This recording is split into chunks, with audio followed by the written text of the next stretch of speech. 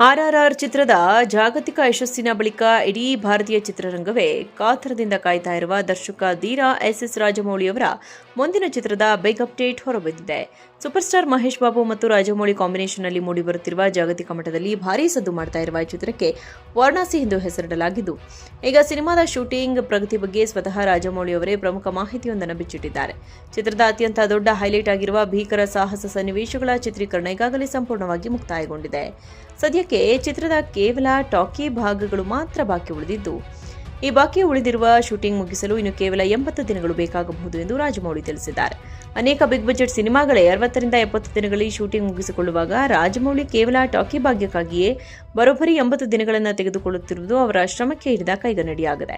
ಇದಾದ ಬಳಿಕ ಚಿತ್ರತಂಡ ಸುದೀರ್ಘವಾದ ಪೋಸ್ಟ್ ಪ್ರೊಡಕ್ಷನ್ ಮತ್ತು ಗ್ರಾಫಿಕ್ಸ್ ಕೆಲಸಗಳಲ್ಲಿ ನಿರತವಾಗಲಿದೆ. ಮಹೇಶ್ ಬಾಬು ಅವರನ್ನ ಹಿಂದೆಂದೂ ಕಾಣದ ರಗಡ್ ಅವತಾರದಲ್ಲಿ ತೆರೆಗೆ ತರಲು ರಾಜಮೌಳಿ ಸಜ್ಜಾಗಿದ್ದು, ಈ ಚಿತ್ರ ಭಾರತೀಯ ಚಿತ್ರರಂಗದಲ್ಲಿ ಹೊಸ ಇತಿಹಾಸ ಸೃಷ್ಟಿಸುವುದು ಖಚಿತ ಎಂದು ಸಿನಿಪ್ರಿಯರು ನಂಬಿದ್ದಾರೆ.